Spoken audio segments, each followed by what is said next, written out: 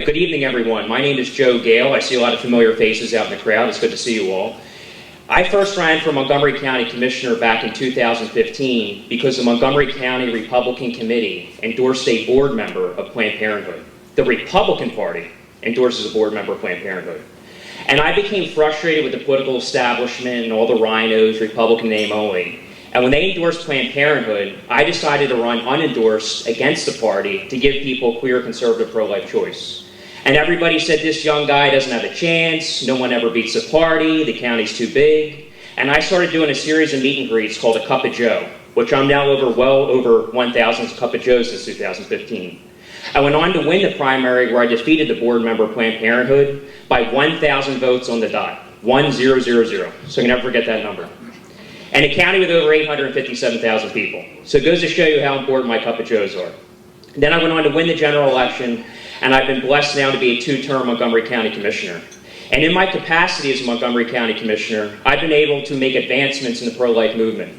And I'll give you an example.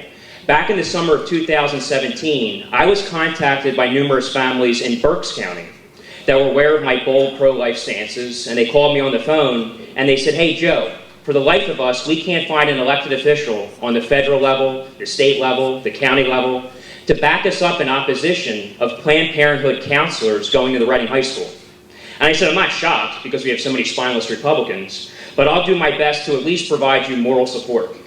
And I went out to Reading, outside the school district administration building, and I literally stood out on the sidewalk on a bullhorn, and I was a voice for those families. I've always done my best to be a voice for the voiceless. And basically, I delivered a message saying that we should not be teaching our young generations that abortion should be used as a form of birth control. Instead, we should be teaching them that the role of a parent is the most important job that any of us will ever have. I never stepped foot inside the school board meeting, but it was truly an act of God when a totally 9-member, all-Democrat school board voted down the Planned Parenthood counselors going into the high school by a 5-4 vote.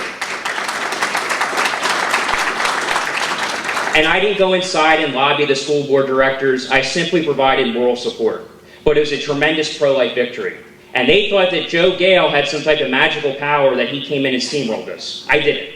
I was a voice for the voiceless. But then Planned Parenthood advocates came to my next Montgomery County Board of Commissioners meeting and protested me. They had signs, they were screaming in the audience, and them acting out like that goes to show you that was a tremendous pro-life victory.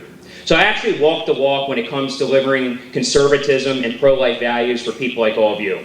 And it's an honor to be your county commissioner, and I'm working very, very hard to be your next governor.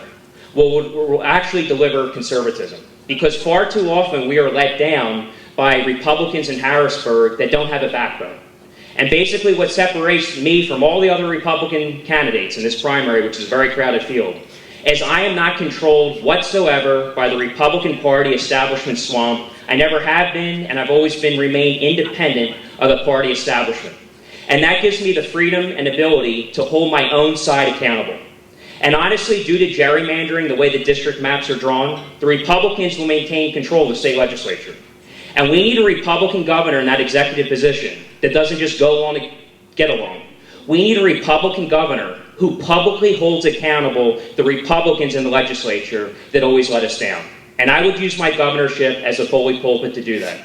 And when I push for a strong pro-life agenda for Pennsylvania, I know going into that scenario, all the Democrats are going to be against me. I already know that.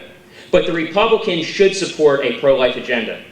And for example, you see legislation in Harrisburg such as a heartbeat bill, where if a heartbeat's detected by an ultrasound, the baby can no longer be aborted. Well, the Republicans in Harrisburg like to parade around like they're going to pass the heartbeat bill, knowing that the pro-abortion Democrat governor we have, Tom Wolf, who's a former escort of Planned Parenthood, which is absolutely disgusting, will veto it. But the Republicans like to take laps around fundraising off for that movement, knowing it'll get vetoed. And I guarantee you, if you had a strong pro-life conservative at the governor's desk, that some of the Republicans in the legislature that once supported the heartbeat bill will start dragging their feet because it could actually happen. And when they drag their feet, I'm going to call them out by name and also support primary challenges against them. And again, I'm the only one that can do that to my own party, and because of that, I will actually deliver results for all of you. All right? Thank you. Thank you very much.